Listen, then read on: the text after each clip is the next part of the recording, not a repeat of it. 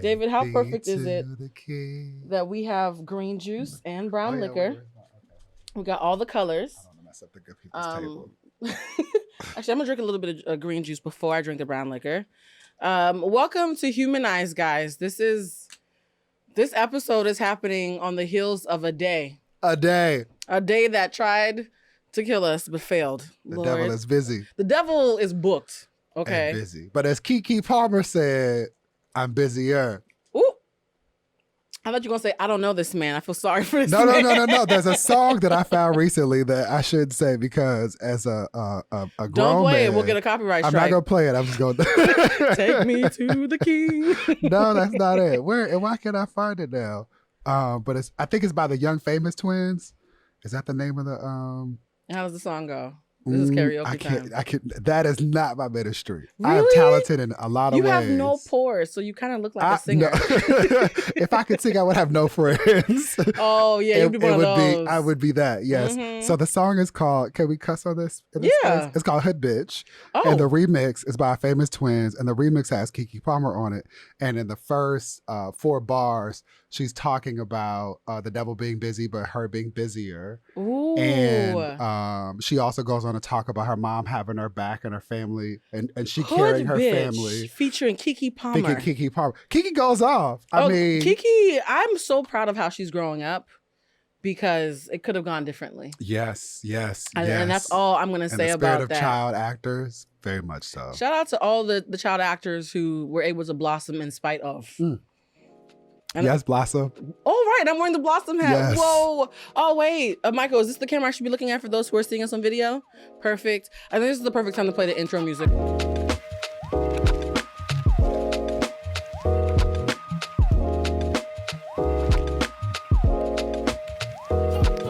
Welcome to Humanize, guys. And I love how David is already dancing to the music. All right. So David Johns is here with us. He is the executive director of the National Black Justice Coalition. He is rainbow royalty. I actually was going to wear my rainbow colored cardigan to celebrate you, but it's August in LA. That too. But I did see someone at the beach today in Santa Monica who had a full-on sweater. It wasn't Coogee, but it was Coogee-like and leggings. And I wanted to ask her if she was okay, but I decided to mind my business. That sounds like Fashion Nova. Coogee-like plus leggings is a Fashion Nova partner. That's fine, sis. Get your hustle. She's probably an influencer. I want to apologize, first of all, to those who listened to the last episode. I have something called the Spanish tongue. So when I get drunk, because yes, I was drunk on my own show last week, I speak with the Spanish tongue. So my friend DJ Damage from Hollywood Unlocked listened to the episode and he said I sound like Twista. That's not a bad thing. Twista innovative. Twista innovates. I actually could use a Twista album in this moment. Yeah, I could too, but I'm trying not to sound like Twister right now. So I will not drink. Did you say Twister? See, you gotta see. I'm from Massachusetts, Twister. I'm trying not to drink the brown liquor early. I started with the green juice first. No, is this what you were talking about on the last episode? Yes. Yeah, I would have said. I'm glad this is here. It crawled inside my stomach and it hugged me. Okay. So this episode. Did they send you a case of this yet? No, but they should. Sponsors, please. I want some sponsorship because clearly I'm drinking your product. Yes. Oh, I just realized that I didn't charge my phone, Lord. So this episode, my phone's probably gonna die before the episode's over. I love how prepared you are. Listen, noobs are always prepared, especially when they've been educated. Shout out to the noobs for always being prepared because this designer bag that you keep on pulling things out of. So it's really that I was a Capitol Hill staffer. When you are a staffer on Capitol Hill. And there's a principal involved, you know how to carry stuff. If you got Neosporin in here. You made me feel like I'm not, like I'm usually the mother. Like you have out-parented me and I kind of love you for that. Okay. So first to get started, I want to start with thank you for this charger because I'm probably going to need it at some point. Lamar, if you could see an extension cord of some sort for this to reach, let me know. I think that's what I'm So the first thing we're going to start off with is hot topics. Okay, let's get into it. And I'm on 43%, y'all. What is that, like 2 hours? We could do it. If you're not doing anything else on the phone, it might be an hour. If this episode is 45 minutes long, it's because my phone died, guys, okay? All right, so the first hot topic I want to talk to you about, because the topic in general that we're going to get into is going to be so sexy, I want to have a little foreplay, make people wait for it. Okay. Yeah, wait for it, guys. I'm here for this. I'm here for foreplay. Yes. So, Shakari. How do we feel about people telling this Olympian Mm-hmm. who didn't get to go to the Olympics, Mm-hmm. this young Black woman who lost her mother Mm-hmm. 5 minutes before Mm-hmm. winning, Mm-hmm. how do we feel about people telling her that she should be humbled? And I'm going to preface this by saying, for those who keep saying for headlines, she came in last place, the person who came in first place did it at 10 seconds. She did it in 11. She was there. Yeah. Let's start that. She was there. She was there. She lost by 1 second. She played. So y'all talking real crazy for 1 second. She lost by, like, literally the difference between first and last was 1 second. And the person that won is the second fastest woman to have run that race in the history of mankind. Shout out to FloJo. So I just want us to realize that for you to be a failure at that level, you're still a winner. Not even a failure. Again, Agreed. So, Shakari, much like Brother West, is complicated. Yes. I'm still not over some of the things that she tweeted about Brother Lil Nas X, yes. Montero Lamont Hill. That being said, what she said when she was asked by reporters about her performance is true, which is, I'm here. Yep. The best is yet to come. Mm-hmm. Pull up a chair and keep watching. And what is not lost on me, I think in three is no surprise, is one, that the same attitude that people celebrated when she won her qualifying race for the Olympics, that was then demonstrated when she did not win this race, is what people are frustrated by. Yeah. Right? Like, we turned on her for being consistent. She's being consistent. It is you who are being inconsistent. But you know what, though? They're saying, well, if you lose, you're not allowed to have that attitude. Again, she was there. Yeah. Like, I don't even want to use the word lose in this context. She didn't place. She didn't get a medal. Right. She is the 6th fastest woman running now. Like, that's major. And has done things on the track that most people, in particular, the people writing about her on Twitter or in verifiable news outlets, will never fucking be able to do. You know what's crazy to me? And I just thought about this.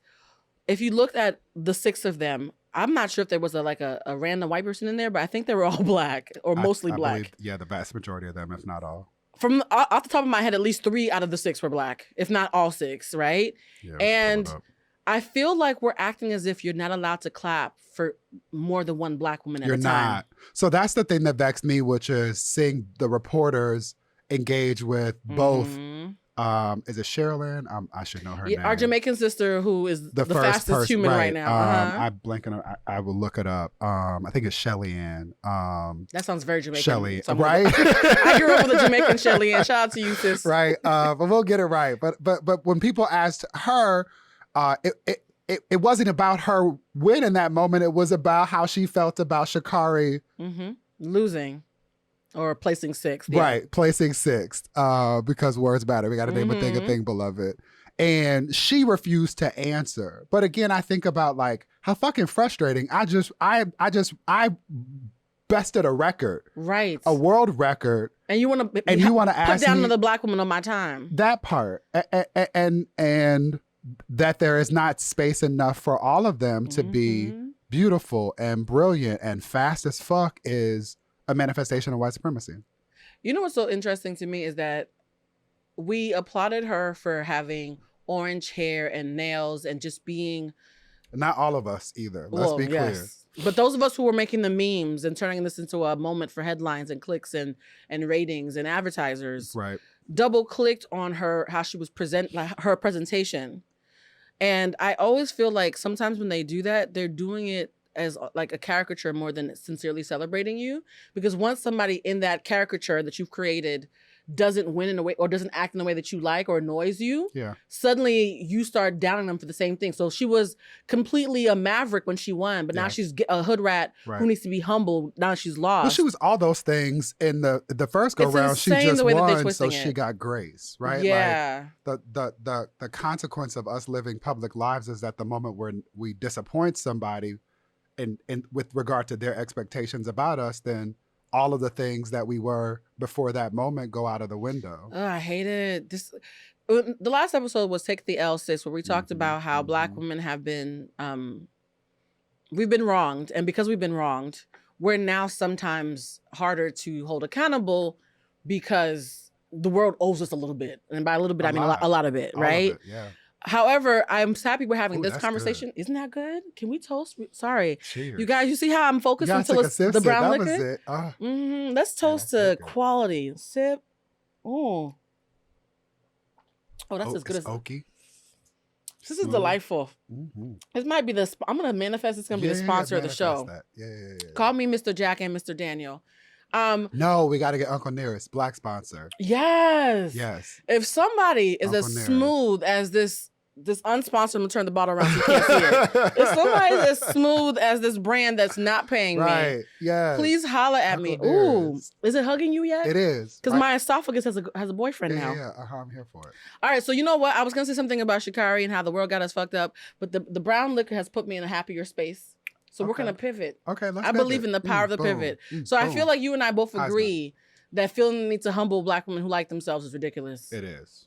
Agreed. Yep. And if you don't agree, this is probably not the show for you because you're going to get your feelings hurt. Period. The next thing is a little bit lighter, but maybe not. It might be the end of days. Okay. Self-driving Teslas and the robots that Elon and them are working on.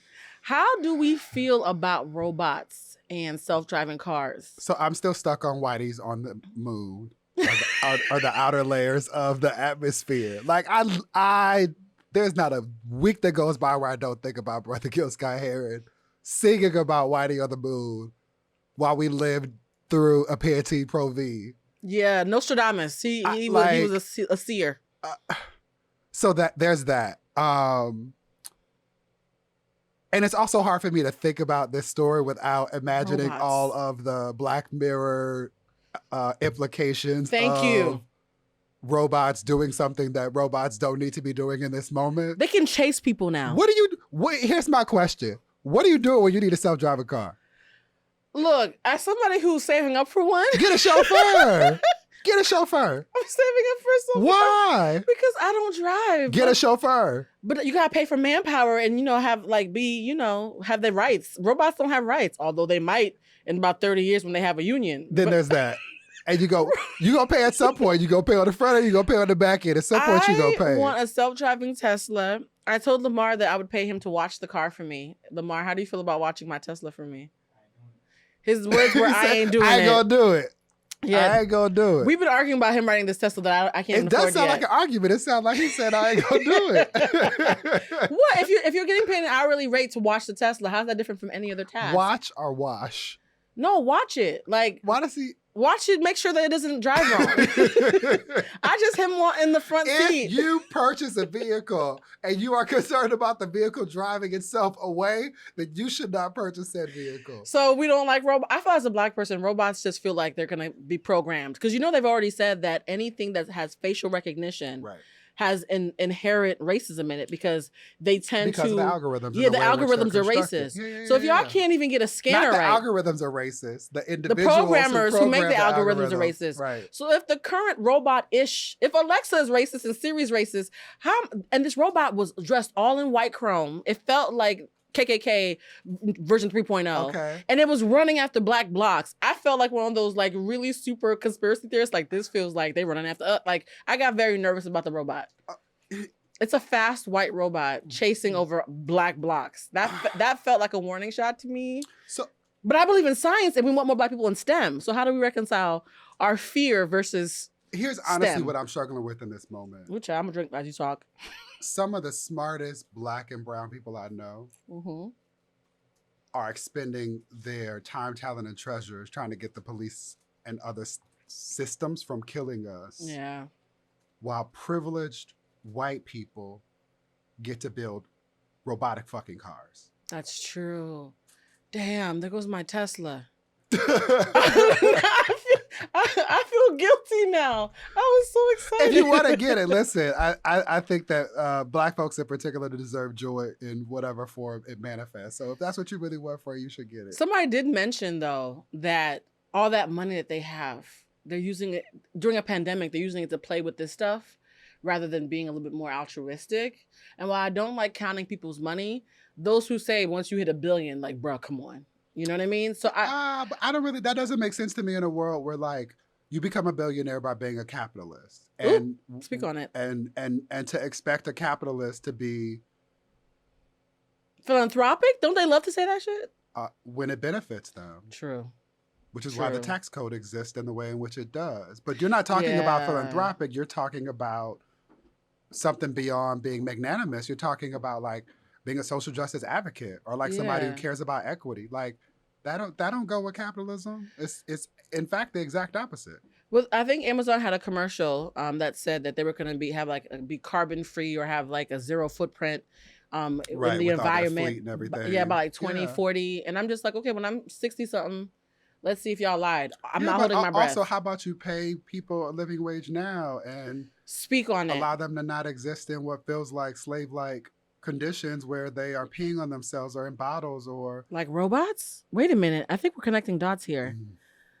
Amazon gets in trouble for treating people like robots, and now Jeff and them are trying to figure out how to remove that. You know what? Let's stop here. That's what white supremacists do. This is starting to feel very Black Mirror. That's what white supremacists do. Let me find somebody else to do the labor, and then when there are rules that acknowledge that we should respect people's humanity, let me then shift the rules such that I can still find a way to make my money. It might be the weed that I had at my house talking, but I'm having an epiphany right now. Yes, guys. Let's go. This is a 420 friendly space because anti-420 rules are steeped in, anti-Blackness. But I was worried the robots were being made to chase niggas. But what if the robots are the niggas? They're replacing us. Them. Oh my God. Okay, you know what? Let's go to something lighter. I thought this was not... See, robots was supposed to be a light topic, and here you have us. All right, let's talk to somebody else who might be exploiting. How do we feel about OnlyFans? Banning sex work as of October 1st to attract MasterCard and other major corporate sponsors with proprietary rules. I didn't know about the platform before people talked about sex workers on the platform. I thought it was only for sex work. That too. So I'm confused. McDonald's was surprised. I was today years old yesterday when that happened. Yeah. And so much like, what was it? It's not Tinder. Tumblr. I'm about to say Jack. Sorry. No, we can talk about that too. I got too many gay friends. Tumblr that banned sexually explicit or graphic and content. we all left. Right? So the question is like, what's the market strategy and like who are you going to go for? I also heard recently that Medina, what's the sister's name in New York, Wendy Williams' bestie, Medina has a platform that she's launched that is supposed to be a welcoming space for sex workers that will not be displaced. I love that because I'm worried about them being displaced and having to do lot less safe things to make a living. I think that's always our concern. It should very much be. But I'm excited about Medina providing a space that to me feels very much like Isaac Hayes III and what he did to rival Clubhouse. Can I just tell you that you are just a plethora of fun facts and just social justice advocacy. No, seriously, to me, you are gay royalty. I love that we have gotten cool because I've always admired you and how consistent you are. I appreciate that. I actually admire consistency more than niceness. We had a conversation about this, how people can be nice and fake. Yeah. It's the person who's consistent, who even when they get on your nerves, you got to respect it. That's it. I have a theory, and tell me if you agree with this. I think respect is just an objective form of love.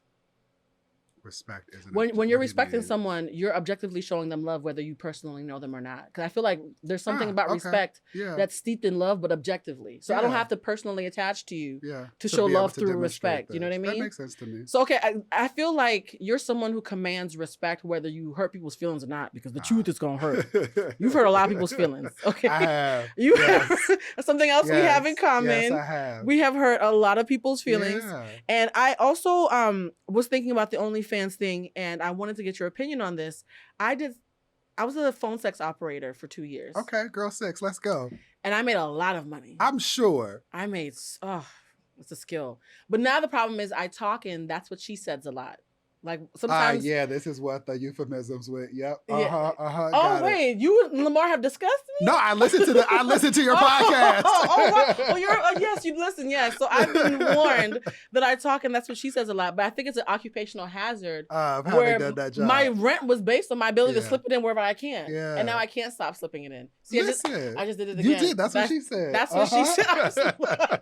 So my thing is, and Damage and Jason told me that makes me a former sex worker. Is phone sex work? It is a form of sex work. Yeah. I'm a former sex worker?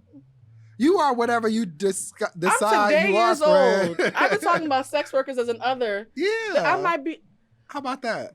Which is also consistent with the way that you show up in the world, being encompassing of diverse experiences. I just be looking out for people, and I find out that I am people. How about that?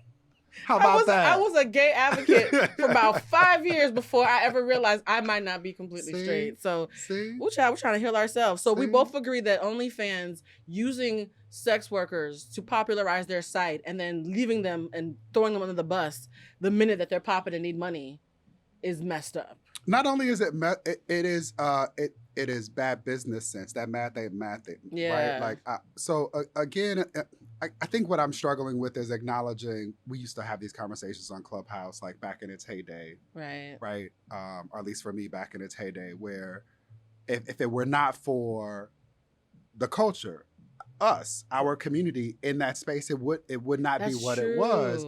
The same is true for sex workers on OnlyFans, right? So yeah, that's true. I have questions about like, what's the market strategy? Do you have these sponsors committed and this is one of their conditions? Well, this is October 1st. That seems very finite if you're giving out dates. And whatnot. So let's hope that their business strategy is one that allows them to be viable beyond whatever contract that they've signed that's compelled them to go in this.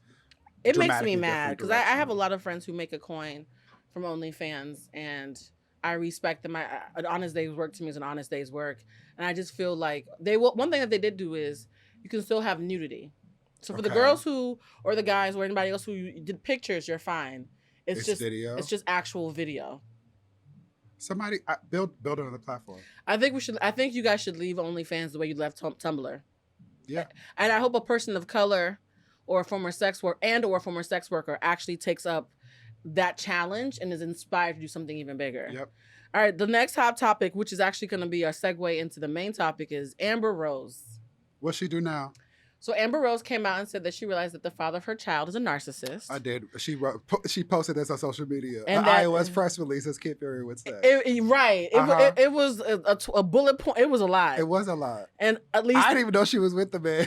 Me either. There was at least 12 hosts. Right. I think he went somewhere and laughed and said, "Oh, okay, let's go with 12." Yeah. The question is, Amber is someone who is seen as this larger-than-life sex symbol, but has a history of actually, surprisingly to people, proving to be a very loyal and nurturing partner. Yeah, I reject the premise that she's a larger-than-life sex symbol. People used to always see her that way until they would see her in relationships and they realized, oh, she was the nice one in her relationship with Kanye. She was the nice one in her relationship with Wiz. She's always showing grace in a way that people don't expect from her up front, right? But now she has a history of showing grace to these men, and she keeps getting in these relationships. And so my question to you is, why do you think some men or some people in general will deify you when they want you, and then once they get you and you're accessible to them, throw you and discard you for being the very thing they said they wanted? If I could answer this question, it'd save me a lot of therapy with my ex. Thank you. I feel like we might both be Amber Rose. Listen, and so here's the thing. To the extent that, for me, Amber Rose is consistent. Yep. She is also unapologetic. And those two things, as it relates to her experiences, her body type, and physical presentation, I think have contributed to the ways in which people imagine her to be. The false assumptions is something else we have in common with her. That, right? That's one part of it. The in relationship with other people, I think where we might get each other is, you knew all of these things about me before we had a conversation about a possibility of us engaging in some kind of a partnership. Amen. And if the very things that at some point endeared me to you are the things that you find vexing, the only solution is then you need to go elsewhere. My thing is, why does everybody like somebody who keeps it real until it's their turn? Because I think that it's sexy. It's alluring to the idea of it is alluring and intoxicating. Until the reality of what your bandwidth is. Not everybody has the bandwidth for what they're asking for. Yeah. And that's one of the things about the law of attraction that I think people didn't double click on. You don't get what you ask for, you get what you believe you deserve. Well, and some of this is that people aren't even reading books, right? Like, shit, I literally said, I said before the Pantene Pro V that I was not dating men who didn't know who James Baldwin was. Oh, yeah. You saw my house. I have a James Baldwin actual altar in my house. Yeah. So I need you to Google him. Yeah, I mean, yes. However, I have spent decades entertaining folks who don't read, who they're not double clicking at all. What they're doing is now they have read the meme and can reference it in a quote, but have not ever taken the time to digest it in any meaningful way.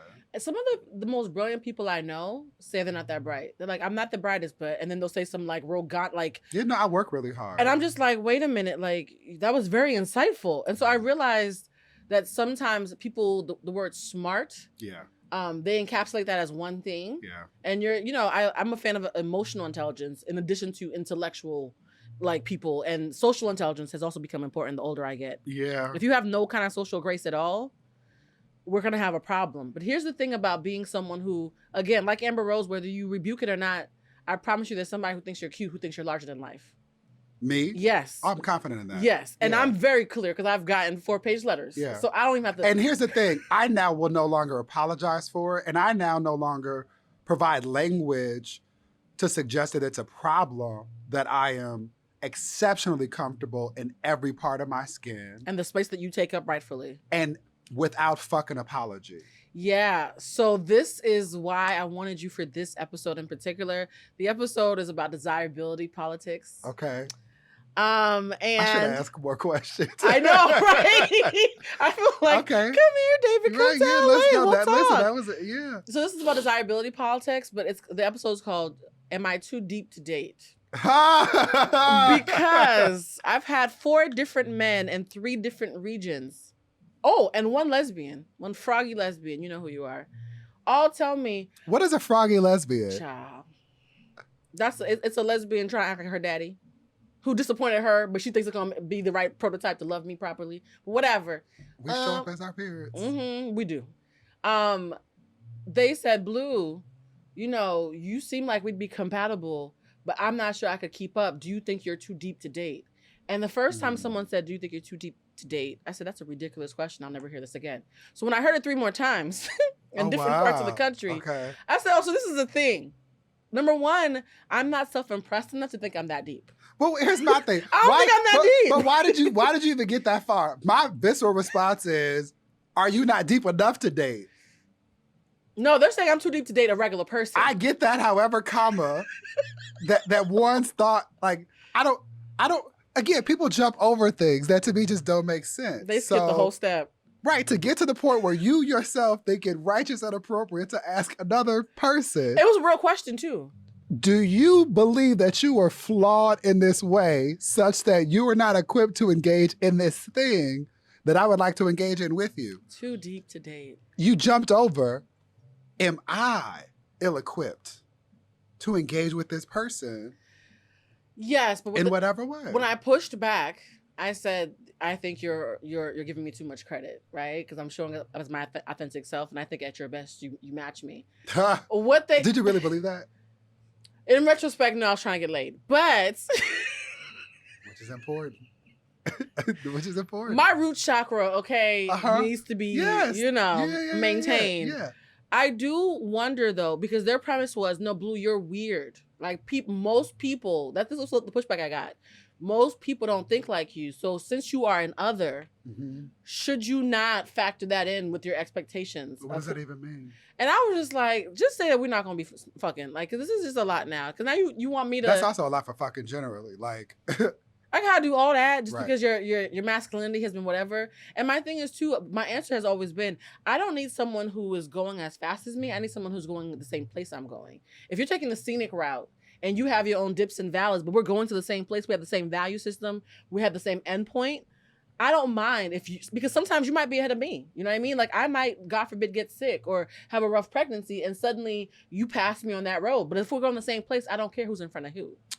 Yes, and I want to trouble even this framing, right? Like in part because for me it suggests that we are responding from a place of lack or from a place of lack, and there's a lot of resources in all of this. So we don't have to travel in a parallel, unidimensional way, or know where it is that we want to grow, right? Like it, at least in the space that I'm in now, I want it to be enough that I see you, I love you, I commit every day to wanting to be with you. But the character has to be aligned, though. Like, yeah, that part, but not the like. I don't trust your character, but not all the other stuff. Yeah, you know the funny thing is, whenever I talk about that road, I think for a lot of people that road is almost like that New Year's Eve meme with the lady stepping on the crates.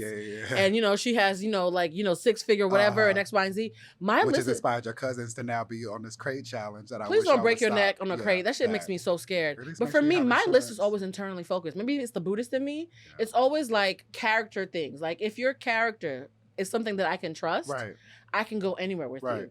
If I don't trust your character, we're not leaving the car. Which is why then, to go back to the question, this idea of are you to fill in the blank anything, is just problematic and like, so weird. There are weird people in the world, right? So I get called weird a lot, David. Yeah, and weird is weird is what made Alec Weck a international superstar in a space with pale, unattractive white women dominating runways, right? They were Nordic. Weird is what made Issa Rae and allowed her to create a space for awkward Black girls, right? Like weird is what allowed Steve Jobs and now Jeff Bezos. Like weird is what allows people to thrive. And so that can't be the reason why one is unlovable. And I love that you said unlovable, because it all comes down to you're telling me that something about me is compromising your ability to love me. Yeah, and that's about you, nigga. Thank you. And they all are no longer with us. I mean, they're not dead. I said, I've been told. I tend to speak of exes. Yes, you like did. I was like, oh, wow, they all died too? Let's talk about that, friend. I went to a party and after a breakup, and I was like, I'm sorry, I'm having a rough day. I lost someone today. They're like, I'm so sorry. I'm like, oh, no, he's not dead. We're just not dead. That's the way that it sounds. I think my brain goes straight to you dead to me. And you have special power, so I want you to be really, really thoughtful about the words that you speak. Yeah, you're right. When witches cast. But can I say, this is also interesting. I dated a man in maybe let's just say 4 years ago, and we had some phenomenal dates. Like I actually remember some of the dates. A phenomenal date. I don't even think I've ever had that before. We had like phenomenal dates. Like I remember one in particular. He invited me to a bar in DC that I'd never been to. I'd heard about it, and it was like in this alley, so you had to like find it. It felt like this secret mission. I love it. It's a little sexy already. And we were in this bar, and it was filled with a bunch of folks, but it felt like it was just two of us in there. I had that date, so I have had a phenomenal date. Yeah, it was really nice, like sneaking kisses. It was super exciting. That's sexy. Like it was really, really nice. So we had really, I thought, phenomenal dates. And then he hit me one day with this. He called me and essentially said, like,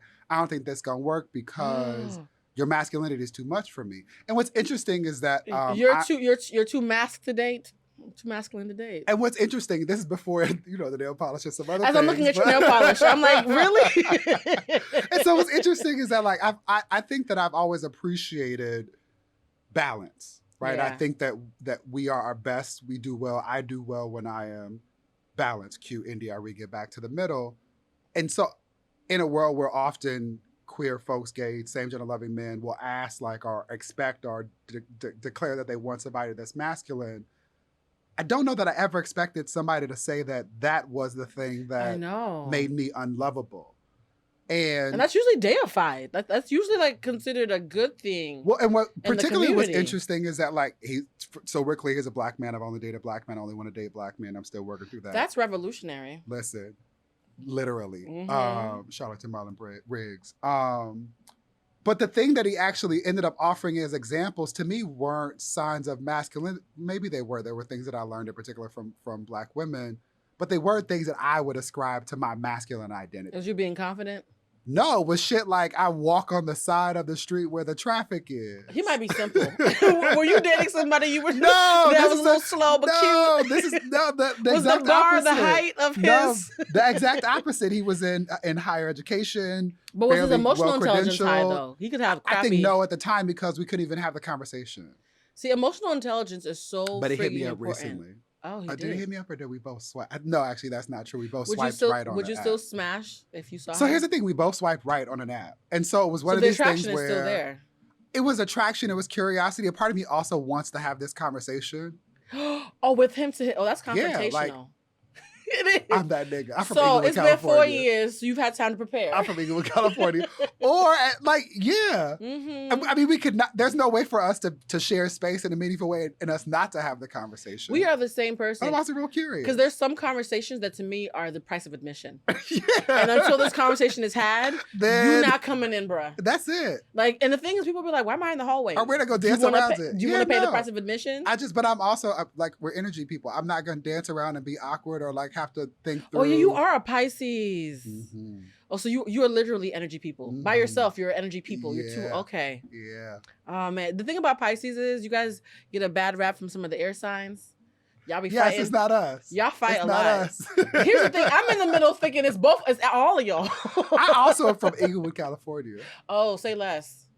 Say less. I've been in LA long enough to know what that means now. I'm from Inglewood. I took a bus to school to Brentwood Park in Palisades. Mm-hmm. You're beyond the social media stuff. You about that life. You gotta be. So we're gonna go into rapid fire questions. Okay, now that you know the episode is, are you too deep to date? The answer is step your shit up, ho. I'm too deep to date basic bitches. That's it. That's the yes. Complete the sentence. Yes, I am. I too am too deep to date basic bitches of all gender identities. Yeah, if that's what it is, then I'll be bad by myself. Okay, so here's the next question: when is a preference problematic? Because recently, and I hate preference. Preference is usually a way of hiding one's bias or phobia. Everybody says, "Well, that's my preference." With regard to ice cream flavors, Ooh. or the kind of milk that you want in your coffee, or the bag that you like to wear. Right. When it comes to people, right, who exist in beautifully diverse ways, who should not be categorized in ways that are lazy. Mm-hmm. Previous reference, the conversation you've had in this space. That idea of preference, which is all things being equal, I like this more than the other, is not meaningfully applied, I believe, when talking about one's attempt to explain a bias, a bias or a stigma as it applies to another person. And can we at least admit it's a bias? Yeah, just say that. Because I've had, and this is how karma works, right? I'm not immune to karma. People like to think that I can't take an L, but last episode I took a lot of L's. Yeah, I appreciate that. Hey, can I just say too, like that, in a world where a lot of people still have public platforms and don't talk about private shit, like that was significant for you to hold space for that and to have that conversation. Yeah, it was a lot. Mm-hmm. I don't remember most of it until I watched it because of this lovely smooth drink. That single barrel whiskey might be my new jam, y'all. I need a black company that makes single barrel whiskey to hit us up as a sponsor. I've often talked about how in LA, I came here assuming that dating would be hard because everybody here is so fat phobic. But what it actually ended up happening is that me being confident was making fat phobic men still attracted to me, but confused by their attraction. And fat phobic women as well. And so instead of me completely being invisible, instead I'm watching people having like this tug of war with themselves of, damn, I would date her if she just wasn't a big girl. And engaging with me where they were pursuing me while feeling a way about why they're attracted to me, right? Yeah. So I've had some very unlikely people that I would have never thought hit on me. And we've both been surprised, like, this is supposed to happen up here. If you're past the size 4, you're fat. I want to go deeper here. Not now, but later. Yeah. We'll come back so to my this. question is that I was able to very clearly hold my space and still feel empowered. I knew that wasn't about me in those spaces and recognize their fat phobia. Mm-hmm. But then, because LA is a place full of different kinds of people, on 2 different occasions this year, I've been courted by bisexual men. Okay. And clenched up a little bit. Yeah, but you also said that the last one wasn't bi, he was gay. True. But is it still true? but he's not discovered that for himself. I might have pulled some cards that told me that, but he doesn't know that Right. yet. So I have to respect, him and his process. Uh-huh. But like, I'm now trying to check myself. Like, do I have biphobia? The irony of ironies that I can be pansexual and be this advocate, but still have some internalized bias against bisexual men who are trying to get to know me. Yeah, I love like that. That's an interesting place to be in for me. It's a human place to be in. Yeah, humanized, right? I love that you were able to name that all of us have some form of. Listen, we are all touched by white supremacy and capitalism and LGBTQIA plus bias and all of the things that grow as a result of that. And so I think naming it is incredibly powerful. Doing work to overcome it is even more meaningful. I got pushback, but like, so everybody says, stop calling yourself biphobic. And I was like, wait, shouldn't I be the one trying to protect my own ego? And then I realized if I say biphobic, it's not about you, it's about them. Then they have to face some shit too. So everybody's mad at me for calling myself, for saying that I have some biphobia around dating. And I was like, wait, shouldn't I be the one taking this L? But what I realized was, I had a conversation with myself and, my ancestors. And I was like, if I meet somebody who's amazing and who I trust their character, I don't think it actually would matter to me. I wholeheartly believe that for you. Yeah, I think it was mostly of, bro, this is the entree point for you to admit who you fully are. And even if that's not true for him, what I believe is true is that that's not your dude. Like, that's not your... That's true. Right? Q and Mel LaRue. But it was two of them. And the thing is, David, they all... I'm saying they all like, but both of them. Sure, they're cute. You gonna slide? He's like, look, bi means both of us. Listen, they're very attractive. Then let's holler. Look, your boy says. Yeah, and that's the thing too. A lot of gay men will also say, or same gender loving men, like men, period, who do not only date women, will be like, I don't want somebody who's bi, even if they identify themselves. As bi. Yeah, which I think is very interesting and deeply hypocritical. It's not. It's also like, oh boy, the former rapper whose name I won't mention, who was on the Breakfast Club talking about Lil Nas X. Like, for me, it is a result of white supremacy, the cognitive dissonance that allows one to be asked a question, right, where they should process information and at least trouble the thought that was offered before, but then that doesn't happen, is a result of white supremacy. It's also a manifestation of the fact that adults often don't have to be held accountable for the things that they say, speak on it, or purport to care about. And so I think the most important thing in this context is acknowledging that all of us have the ability to acknowledge and then do work around our phobias. And as soon as you started to tell the story, I thought about like men who are interested in trans women, trans Black women in particular. Yes, speak on it. But because we live in a world where there's a lot of stigma that shrouds it and it's not celebrated, let alone tolerated. Always stigmatized or over fetishized. Extremes, lack of balance. And I love that you also believe in balance, because to me, balance is always the answer. So my question to you is, I've named my problematic thing that I'm working through. Have you ever had what you would consider a problematic preference that you had to unlearn actively? Ooh, a problematic preference. Yes. Yes. But before I share that, the thing that came up for me in what you offered and what we worked through is that the way I show up in relationships that is problematic, and the thing that I get that is the version of weird, is that I'm always on. That people feel like they always get work, David. Okay. Right. And in particular, because I listen intently and I ask questions. And you can't just do that in regular life. And I'm an educator, and I'm hyper reflexive and reflective. Oh my God, folks feel like they're being same person. I feel like you're attacking you, but you're attacking me. It's ricocheting right now. Okay. See? So folks feel like they're being interrogated, right? I've had partners say like, you are unauthorizing practicing of the law. Like I feel like, yeah. So that's the thing that I struggle with, in part because that's just the way that my brain works. Thank you. How do I, like, if this is how I'm wired and it's working for me, and it's part of why you thought that I was somebody that you want to lay with, why is it suddenly a problem? It's getting me all the good things. It gets me that. And I have no incentive to not do this anymore. But I'm getting all of the good things in the world. And at least for me, with regard to some of the partners that I've attempted to walk through life with, when they aren't receiving those things, it becomes screwing of the knife. Ooh. And when I am not able to demonstrate compassion around that, and I think try and do one of two things, which is name it and acknowledge it, which is, I know that when I do this, it makes you feel this way. That's not my intention. And what I struggle with is, that's the fucking way that I process. Ooh. You're safe, but you're not. Because this is where we are, right? That's where compatibility comes in. That's where compatibility that becomes or a conversation. where the impasse with my ex was so then let's enroll somebody else in this process with us. If I'm doing my best and it ain't working, and if you're doing your best and it's not working, and we're both interested in figuring out a way to make this work, let's invite somebody else into this space. Not in the way in which I was talking about. I was thinking about sex. I was like, okay. Let me be clear. Not in that way. You about to go to Europe and come back with a third? Although, listen, I'm on prep. Sexually liberated, so we could talk about it. He would not have been interested in that, however, but that's about, again, some of his other issues. I'm wondering, and this is so interesting, there's a thing that I've been saying to myself, because I've lost a lot of, and we talked about this previously, this is a purge year for a lot of us. Yeah. Those of us who are been preparing for this our whole lives. We've been prepared. Whatever this reckoning is, I'm ready for it. I'm on the right side of history. You know what I mean? Ready. Karma is not a bitch to me. Me and Karma are homies. She checks up on me all the time. That's my best friend. That's my bestie, okay? I'm Saweetie and Doja Cat. So me and Karma ain't got no beef. But it feels like because of this reckoning, people are having to purge a lot of friendships. And what's keeping me from feeling bad when I lose a friendship that I hold dear is that I don't want to be a part of any relationship where I have to set myself on fire to keep you warm. Yeah. And a lot of people, when I say, is she asking me to set myself on fire? If the answer is yes, if you go, I'm not at peace. Yeah. Because I know for me, it's a non-negotiable. Yeah.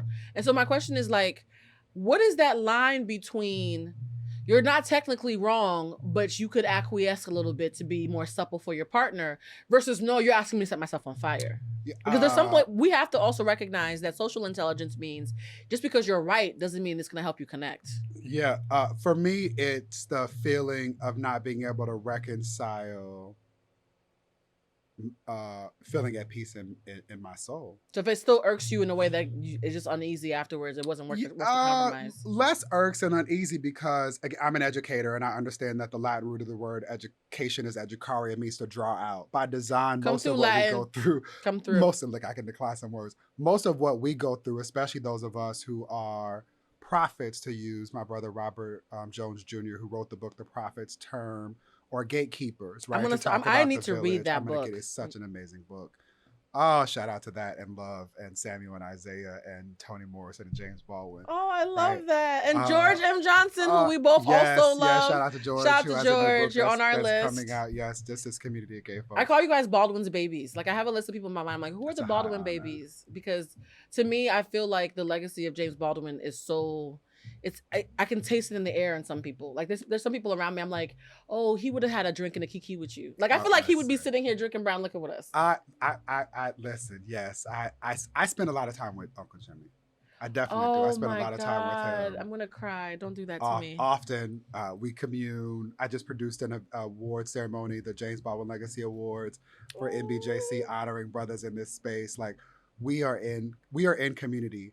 And one of the things that he's taught me about all of this is that we have to do the work first to love ourselves, such that we can then be loved by other folks. Right? I love that you said that. The question that I didn't answer before that you asked is... how do you have the line between...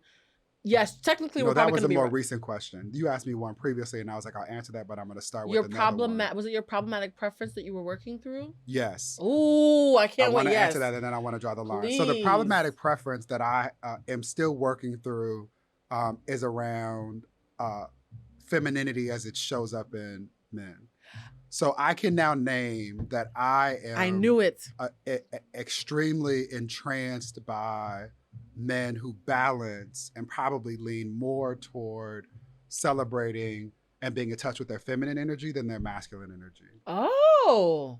I was very much a man who can vogue butch femme. Oh. Fucks me up. Oh, yes. Who walks in, and again, this is me dealing with that's a rock star, though. You just described a rock star, but okay. Listen, but again, this is me dealing with my white supremacy and masculinity and all of my bullshit too. But a man who can walk into a space and be in touch with and demonstrate his masculine energy, and then flip it, and turn and vogue and duck walk and do things that I'm describing now. I don't think that's problematic. It is for me in that I haven't always been here. The problematic part is that I haven't always. This is recent. Okay. This is a result of London Escada. London, if you out there, holla at your boy. I'm just saying.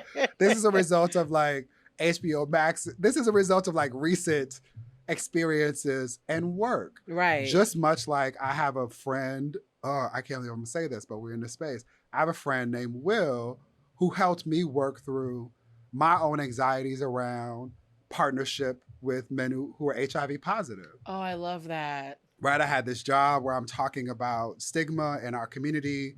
I'm also honoring and acknowledging that I'm in a space in my life where my preference is not to use condoms. That's in part why I'm on PrEP. We have that in common. Continue. Right? Mm-hmm. And is it an age thing? For me, it some of it is age. Some of it is also working through being prudish. I grew up in a household where I didn't think about or talk about sex at all. Right? Like my mom and I still don't talk about that, and I think we're working through that as adults, and she wants more access into my life. Whole nother podcast. all of this to say that Will helped me to make peace with my own biases and phobias around things that I otherwise would have purported to have worked through before it was introduced in a meaningful and intimate way. Right, and that does make a difference. When it's in your face, it makes a difference. It makes a difference, and so in the way that I am sometimes. Often people criticize folks like Jay-Z for becoming a feminist when he had his daughter, right? And mistreating his wife before that moment. Or a lot of what I think shrouds the conversation around DaBaby and other folks is in this cancel culture. It's really, not, for me, the issue is not when people grow or demonstrate that they said or did something that was wrong in a moment when they were acting based on all of the information they had access to at that time. Right. Versus how they want to show up now. Right? Like, I think I'm finding more often that the issue is when people are righteous in their indignation and their ignorance and their hate. And they play victim while pretending to apologize, but still blaming you. Which is actually the definition of a non-apology, the last I understood. Yeah. Like, are you sorry or not? Because you just said, I'm sorry, fuck you. And that doesn't just say I'm sorry. Or say or not and keep it moving. Cut the nuts and keep it moving. I'm really big on saying I can't apologize because I would do it again. Period. That's my thing. If I plan on doing it again, and keep it moving, then I can't say sorry because I plan on doing it again. Listen, keep it moving. So that was the last one. Now the first one. No, what was the last? I see this. What happens when I it's fine. It's look. This brown liquor. The fact that I'm not speaking Spanish right now shows that I'm pacing myself. I actually have a. Listen, multilingual. Mm-hmm. I have a couple of rapid fire questions I want for you to answer. Okay. I'm trying to be brief. There's three of them though, back to back. Okay. Because rapid fire means it has to be a lot, right? Of course. Bang, bang, bang. How long have you been single? 3 years. Oh, I had to think about mine. You're faster than me, actually. How do you stay supple while single? What does supple mean in this context? Supple mean that you're not congealing in your ways because you have, like, you're not Dorothy Spornak from Golden Girls stuck in your ways because Stan screwed you over for 30 years. That's not my nature. I am, again, I'm a Pisces through and through. Oh, yeah, I'm an educator. Supple. I'm highly reflective. I'm always thinking about things. I'm in constant conversation with the ancestors. I'm always wanting to be a better version of myself. That's a great list. One of my issues in a relationship is that I'm always thinking that I can fix things and make things better. So a part of the previous answer is that I draw the line when I do everything that I believe possible, and I feel like that energy is not being reciprocated. When your best isn't enough, then you need to go somewhere else. Yeah, but, yes, and my issue is that my best is always what the fuck. Like my best is always enough. My best is always more than enough. Where's your best? So what the issue is? Yeah. But if you're completely clear with somebody and operating at your optimum and it's still not clicking. Yes, however, I always think that I'm clear. So part of what I've also had to work through in therapy is I feel that I am hyper clear. Yeah. I am painstaking about my love of language and your intentionality because I appreciate clarity. Yeah. That to some feels like daggers. We are so David and I are having dinner after this. I now see why that is necessary. We might be the same person in different outfits. The third rapid fire question is, what is the best part about being single? Mine is just being able to be selfish. I don't think about anybody else because it's just me. What's the best part about being single? What is the best part? Ooh, that's an interesting question. A lot of folks don't even like best part. This sucks. Like, no. So I would not say that. I live a wonderful life. Let me be clear. Oh, I have Instagram. I know. I don't. I've seen your feed, sir. You live a wonderful life. I have been incredibly blessed, and I don't want to go out tomorrow, but I could meet the Lord tomorrow, and it would be okay. The best part. So So here's what I'm really struggling with. I'm gonna go back to this book. It's your first time struggling, so I like this question. It is, and I don't really, right? Not my strong suit. So I mentioned this earlier, but I read this amazing book called The Prophets by Robert Jones Jr. And the book is about many things. It is, I've said this before, if Toni Morrison and James Baldwin had a literary baby, it would be the gift of this book. Okay, so I'm buying that on Amazon and today. At the core of the book, no, Black-owned bookstore. It costs more money, but I'll give you the difference. I love that. Send me a link. Yeah. That's this is how capitalism works at its Send me a link and I'll get it. You see that? The Amazon guys have my brain, y'all. I'm a work in progress. No, Whitey's on the moon. Right. So at the core of the book is the story of love between Isaiah and Samuel, who were two enslaved men who live on a plantation.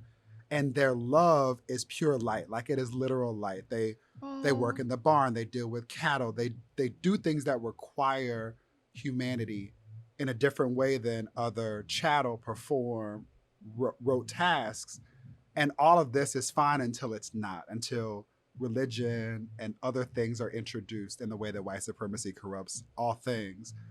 And I'm struggling with the answer to your question because Robert has me ruminating on how important it is to appreciate that in partnership, one can soar. Yes. He writes about literally Isaiah existing to be Samuel's peace. Isaiah is the balance. Isaiah is soft. Isaiah is able to be hard when he needs to be and to make tough decisions when they're demanded partners. Of him. And Samuel is the axe. Samuel is not able to always do that. But Isaiah exists to be his peace, to be the soft spaces for him. And so I'm a bad bitch. Like I'm a dope dude. Like I love when my guests talk this shit. My name means beloved. Like I'm the recipient of many sacrifices that people have made so that I could thrive. Right. I celebrate all of that. And in this moment right now, like sitting here having this conversation with you, I want all of that to be amplified by true, meaningful partnership. I'm not talking about some fairy tale Disney phantasmagorical. You're not talking about companionship either, because partnership and companionship are not the same thing. A dog can be a companion. I have a wonderful dog named Baldwin. Oh, so you do have a companion. Okay. I'm talking about partnership. Yeah. And so I'm literally struggling with like the best part of it. In my singleness, I have been able to sit with myself, to be naked and vulnerable, looking at a mirror, asking questions about how I came to be and how I want to be, and in relationship to myself and in relationship with other, romantic and otherwise. Your answer might be because it allows you to be selfish. Like, I honestly think for me, as someone who I'm struggling with that only because I feel like that suggests that selfish isn't something that we should do. I'm always be selfish. Well, here's the thing: self-interested. It's a different kind of selfish when it's just you, though. Because there's some conversations that you are free from when you're alone, that if you are a giver, you find it physically impossible not to have when you have a partner, right? Like, I can be selfish in a partnership, but still find myself wanting to be thoughtful and respectful of my partner, right? That beat that I take to take them into consideration, the ability to skip that beat, to me, is the only perk of being single, because I actually prefer being in a relationship. There's an old saying that says you can go faster alone, but you go further together. Yep. So like the ability to go faster. To the ancestors. Yeah, the ability to go faster to me is the only perk I can think of. Okay. Because I'd rather go further. Let's go with that. I want that to be my answer. Really? I was like, yeah, let's just share the answer. So the next question is, oh God, I feel like you already told about it. For me, the next question was going to be, what's the best part about being in a relationship? But I think you pretty beautifully answered that. You know what I like about to grow in love. That's what the ancestors talk about. I love who I am in a relationship, and I've actually realized there were times that I stayed in relationships not because of the other person, but because of who I got to be. Yeah, see, I can't say that. Oop. I here's the hard part. I love how I show up in relationships. Like, I would date me in a second. It's great. I would date me depending on the day you ask. Oh, you are a Pisces. Okay, right? this is where the Pisces shit comes in. On the day you Y'all were like, really? You sure he's a Pisces? The Pisces just showed up, guys. It's a lot, but it's worth it. It's worth the price of admission. It's worth the price of admission. So here's the hard part is that, like, I think about it. We've talked about this before. Like, today, literally, I lost my god brother. Oh, God, and this is a day that he's now the fourth man on this side of my family to have died on this day. my godfather, his dad died on this day. Are you serious? And two of my mother's father and another one of their brothers all died on this day. Oh my God, David. And you're here with us. That's crazy to me. Yes. And so I say that because one, it's what's happening. It's what I'm working through and manifested in this moment. Right. And because I know with every fiber of my being how fucked up the existence of most of us is generally, and how especially challenging things are during this pandemic. Yeah, it's humbled everybody to some degree. And during it, I have been like, I've loved myself. I've been able to pour into myself and do things for myself during this time frame that has me feeling like this is the life that I want to live. And I've been single in this period. I've been forced to sit with myself in ways that I am otherwise inclined to do, but like have been forced to do.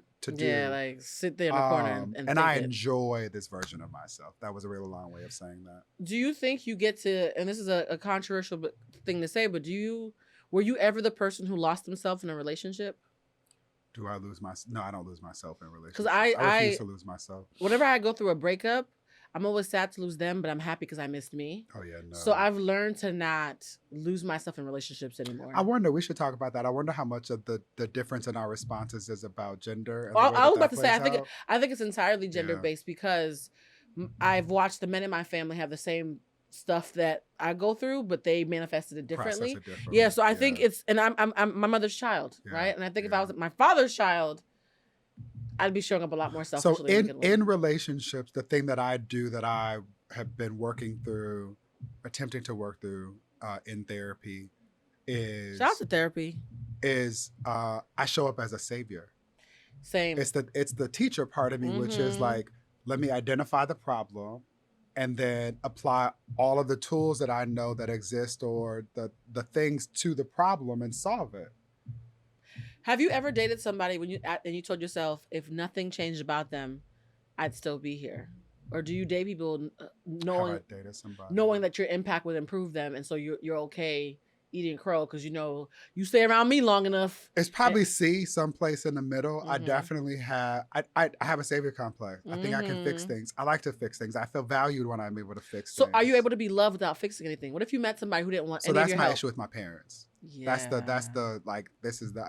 Hey, Yala, thanks for entering the room. Sorry. Sis, have a seat. This is the Fix My Life. Yeah, we've turned that corner. My issue as a eldest child, eldest boy, in the way that same gender loving gay Black boys are, right? There's another book Randall Keenan wrote called The Visitation of Spirits, right? Like, that's my thing. The image I have when I think about this in therapy is being in a room, like in our household, where my job was to keep the wallpaper on the wall when it was always coming down. Yeah. But whatever I had to do, it was going to be up. But it gave you purpose too. It's like, it could be an albatross, but it's also like your gift, right? So it's almost like, how is this thing that is my superpower also the thing that is holding me back? Which is why I don't want companionship and I want partnership. That's true. Although one thing I will say is, and Lamar can attest to this, when we did our emotional intelligence workshops, we had a lot of people who had been married for lots of years. And on the first day I said, how lovable would you feel if you could not offer anything to your partner but just your mere presence? Oh, listen, we good. And this energy is good. And several of them burst into tears. Yeah. Because their entire identity in their relationship was acts of service. Yeah. And so without that, they couldn't conceptualize what their value would be without having to bring something to the table or maybe even be the table half the time. I bring all of it. I am the table. The Airbnb. So can you imagine showing up with just a chair and like saying, all right, I've just my mere existence. But then I think about Kanye. I do. Now I can. Here's where I am now, actually. That's what therapy got me. This is where my thing now. Like, actually, I'm going to show up with this scarf and we're going to go sit on the beach. I love me a good picture. You're so romantic even when you're trying to keep it. That's it. See, okay, so we're going to be friends because, we have the same part. All right, so we already talked about the best and worst parts of being single. What is the See, worst. you speaking Spanish. You said signal. I said signal. By the way, if you ever want to sound like you're speaking Spanish, just spell the word socks. Spell the word socks. SOCKS. SOCKS. Lord. It sounds like fake Spanish. Lord Jesus. Just spell socks if you ever want to sound Spanish. Lord. So let's be honest though. Now that we've talked about how amazing partnership is. Yes. Can be. What is the worst part or most challenging part about partnership that you can perceive? I've never had a true partner, so I'm gonna have to perceive it. That's my visceral response. What is the most challenging part? I don't know. I think when I think about couples that have meaningful partnerships, they don't talk about challenges in that regard, right? Like they talk about relationships as a daily commitment to work things through with someone that you cannot imagine not spending that day with.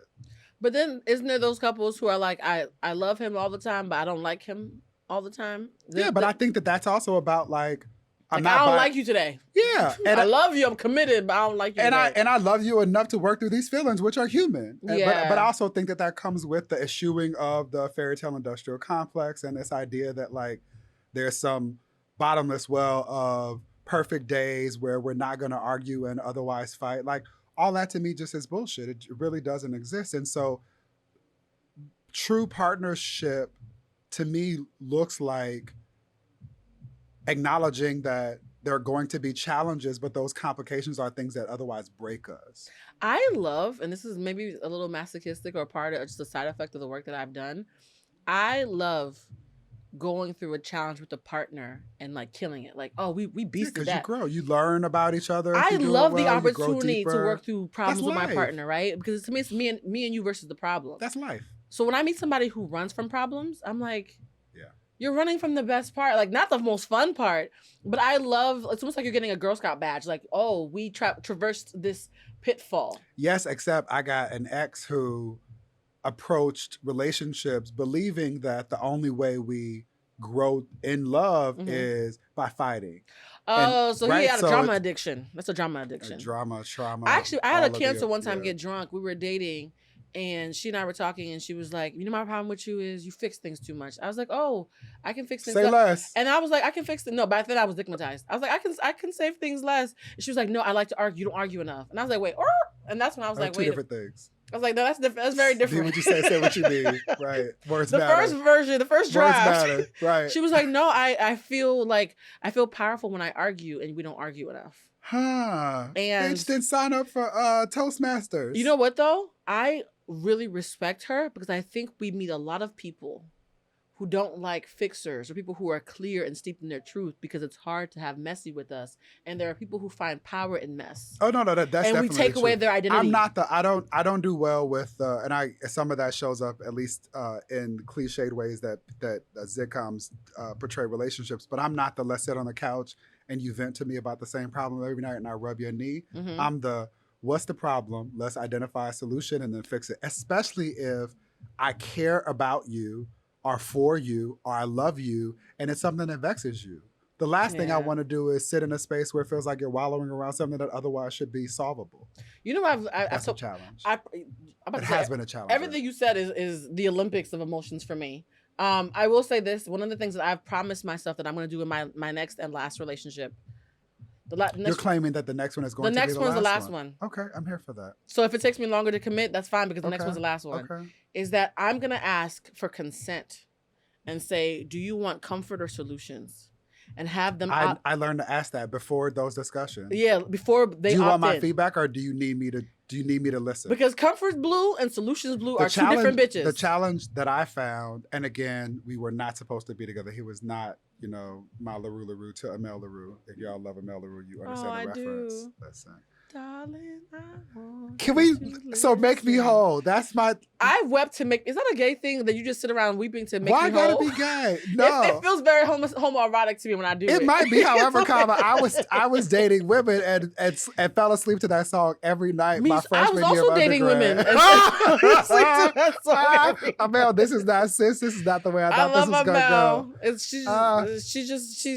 That song is very homoerotic to me. It's not that, right? But Well, I don't even know what. I'm like, I now think we got, yeah, Amel does it for me. I saw her. Consent. She sang happy birthday to me on my 21st birthday I'm at the Blue jealous. Note. Yeah, and LaRue was there. And I told him, listen, I respect and value y'all's commitment. I love y'all's family, but if you fuck up, I'm here. I am waiting. Her energy just feels like summer rain. I am here for it. The question was about her and Alice Smith. Yep. About consent versus, I mean, not consent. See, I always fault. That's my no. Oh yeah, asking. So I was thinking about the asking in advance. The challenge is that at least with the ex that I'm not with, he was not my. That's exactly right. Thank you, friend. You took us right back. Right back on the highway. Right back on the highway. Right back on the highway. You know what this is like? This is like that Hot Wings show where you have to force to drink a cup of hot brown liquor. I would never go on that show. But I feel like you kind of were because this. Whoa, see. But I drink. This is what I drink. I'm a Macallan dude. But it's hard for me to focus and not giggle. Oh, no. I'm a Macallan dude. Mescal or Macallan is mine. Oh, nice. We'll talk about that at dinner. Macallan. All right. So what do you do? So the challenge is with this is that when they say they want one thing but actually want the other, or they don't know. Speak on it. That then for me becomes the challenge. I love that. I'm gonna ask some questions that might sound like it's dragging us, but it's not. Nope, go for it. On a scale of 1 to 10, how much do optics matter? And for context, the reason why I'm in a relationship 10. Because shit. Well, I don't have to give context because you said 10. You're like, look, be pretty. You and I are pretty. I'm definitely pretty. And we also live in we live in a superficial society. I offer up my private life for public consumption. This motherfucker said 10. It matters. It matters. I love you so much. The reason why I'm saying that is I'll go on these things about problematic preferences and fat phobia and X, Y, and Z, but then my friends would be like, Blue, you show up to the party with 5 attractive men. And I was like, well, I like pretty people. And I'm like, oh snap, yeah, Blue. Say it. Say what you like. Name a thing. Yeah. My friend was like, Blue, maybe if you date less attractive people, you'd have less problems. Why? And I said, you calling me ugly? Also, that math ain't mathin'. I got upset. Also, that math ain't mathin'. There are a whole lot of folks where that thesis is not borne out to be rebuked true. it. I don't think he's ever gonna say that to another woman ever again. Thankfully. He was trying to say, no, pretty men have extra problems. I said, but they're my problems. People shouldn't say a lot of things. Yeah, that's true. And ourselves included. Okay, on a scale of 1 to 10, how important is money? Well, my visceral response is 8. No, my visceral response is 8. The asterisk is the context matters, right? Okay. So it depends on your relationship with money. Mm-hmm. It depends on how much money you got. But I think an 8, like money, and I think money's one of the 3 things that makes or breaks relationships. So 8.5. I've always thought that honesty about money. Yeah, that's why I'm like the context. Like, tell me how much student debt you got, or you could have a trust fund and money is not an issue. Or could you date somebody who made $50K a year? I have never dated someone who has ever made more money than me at any point in my financial earning. I don't even know what that looks like. So I also am a part of my, I want to say toxic masculinity, but that's redundant. But a part of my masculinity is grappling with what I've been told that a man should do in relationships, which is even more complicated in almost all respects. Yeah. Right. So. And by the way, 50K. I'm saying that because I live in LA and he lives in DC. He lives in DC. Yeah, but what you doing for 50K? There's some people in some parts of Alabama who are like, oh, he rich. Like I don't want people to. Not nowhere that I've ever lived. Yeah, in LA, 50K means you got 3 roommates. If that.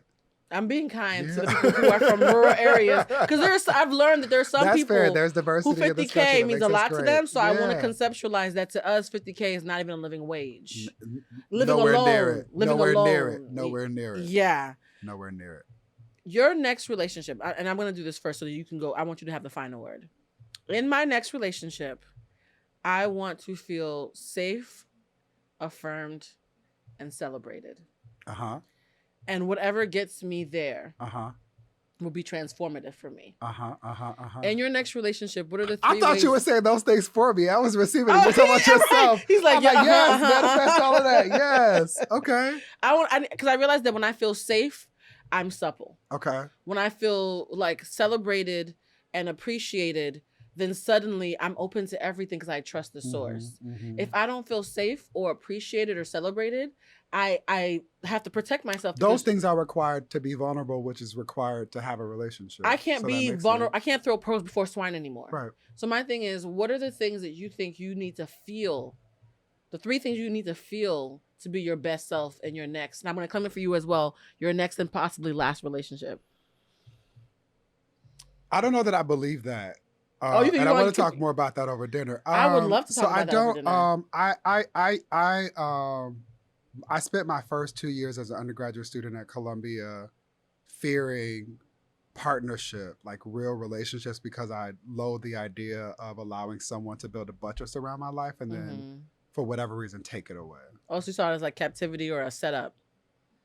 Yeah, and just this fear around not knowing that I would be strong enough to withstand it, which I know that I am. I also now have a greater appreciation for human dynamics, the way that people change and evolve over time. And a brother of mine, Jeff Johnson, talks about relationship contracts where every so often you pick the year, the time frame that works for you. You should check in with your partner to ensure that that relationship is mutually beneficial, that it's working in the way that's optimal for you. I do that every December 30th. December 30th of every year, I do a inventory. So there's a part of me that is, I think, struggling with 2 things, which is I don't know that I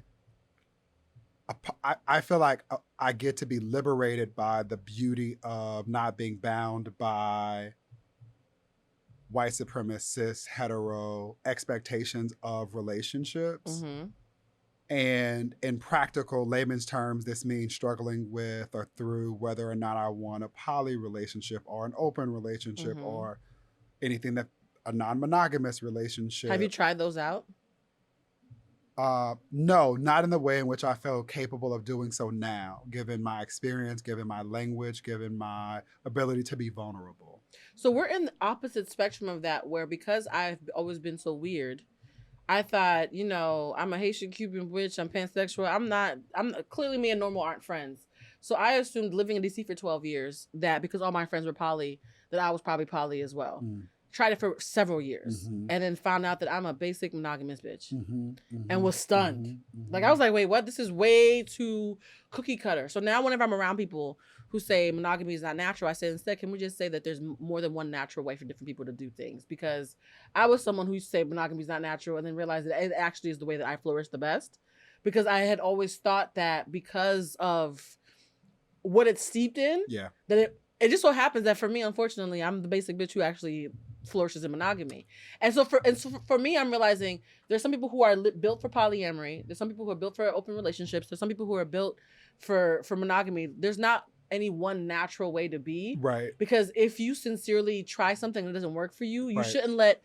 Ironically, I wasn't letting society, I was letting the queer community that I was part of, making me feel like I couldn't be monogamic because it was too simple. Yeah. And then so it was awkward for me having to walk it back like, oh, snap, one partner is actually my optimal number. And so for me, I think for you, I can't wait for you to explore to see where you plot on that. No, listen, I'm excited. And again, I feel set up for success. And I also... ...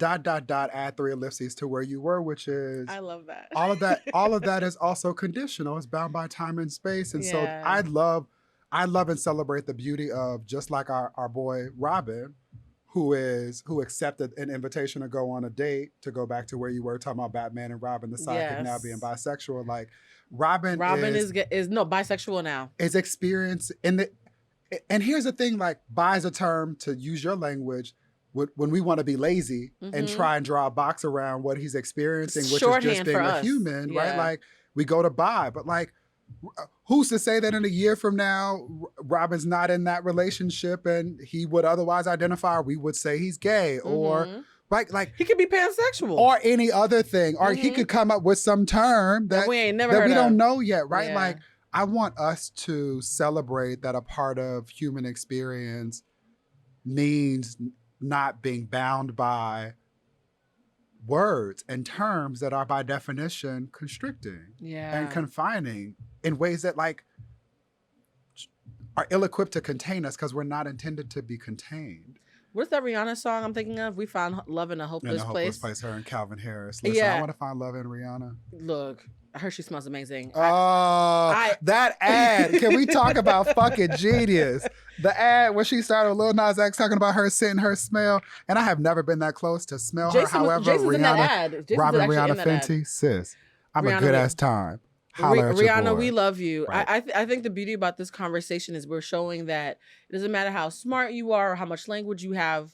If you have pure intentions and you're sincerely looking for love wherever it shows up, even during a panoramic, you have to be willing to recognize that you're human and that you're not going to always get it right, and to show yourself as much grace as you show others. Absolutely, because the thing that I have learned that has allowed me to get to the place now where I'm like, I can explore and be unapologetic about it is that, like, I love myself. In spite of all of the lies that the world around me continues to tell me about why I shouldn't, I love every part of me. You know what's so full circle about you saying that is I realized that everybody who's asked me, are you too deep to date? They don't love themselves. They didn't love themselves enough not to judge themselves as not being deep enough. That's why I said they jumped over. Let me do the work to... So here's what I would love. Here's what I would love. I would love to meet a potential partner who is as reflexive and self-critical and compassionate as I believe I am on my worst days. That part. That for me is intoxicating and enticing and would invite me to take the kind of risks that one takes while growing in love. We're going to end on that note. We just manifested a whole lot a year from now when you get the wedding invitation for one or all of us, or let's go. It might be a throuple, okay? There might be a couple people at your wedding. I'm open to all of it. We're going to put this in a time capsule because I feel like today we intentionally manifested some good shit. I'm here for it. And now we get to go to dinner and keep talking. Let's do it. I want Luxury Law to do the outfit. Right. While we're here. You're kind of everything. Thank you guys for watching Humanized I Am Blue Toulousema. David, please give them your handle so that they can know exactly where to find you. I appreciate that. I'm at Mr. David Johns, MR David, traditional spelling, Johns, JOHNS, across platforms, and the organization is MBJC on the move. You are amazing. As always, please rate, subscribe. I heard apparently Apple, that's a thing that is important. So I've been told that. Yes, it is. Yes, please rate and subscribe. If you are my friend, with your friends. You can do like I did, post it to your IG, but make sure you include the link if you have the capability so your folks can swipe up with ease, because you got to make it easy for If you have over 10,000 followers, you should be, I think it's a 10,000. Is that what it is? Yeah, if you have less than 10,000, Instagram doesn't think you're worthy of linking. So people gonna think this is a flex rather than me trying to be helpful. Like, if you can link us. No, I appreciate you. And of course, the show is sponsored by BlueCentricShop.com. Yes, get a candle. I meant to ask you if I didn't get. Yeah, we will talk about the candle shop is in the backyard, so we can. Yeah, let's go. Because you told me I needed to get a candle the last time we were talking. Do you remember which one it was? No, but I'm certain it's about having people around me who return to sender. Yep. I just heard it loud as day. Return to sender. All right, you have to come back. Yeah, let's do it. Seriously. I'm excited. This is a universe. The fact that I've happened to be here when we talked about recording. That's God. This is supposed to be. I marked today's day, and especially considering what today ended up being. How about that? All kismet. All right, guys, if you want to see the show, please go to patreon.com/BlueCentric for early releases. I love you guys for watching. And until next time, have a happy holiday. What is it? Labor Day? What holiday we celebrate? Labor Day is coming up. Guard your joy and be safe. Yeah, happy Labor Day and whatever else you celebrate, because when I come back, I'm going to be coming fresh from vacation. And hopefully my juju will be even more amazing than it is right now. Yes, claim that. Watch out for the white supremacists and the insurrectionists. I worry about them around national holidays. Oh, that's true. And the anti-vaxxers. Oh, that's a whole other podcast episode. Until next time, love y'all. Bye.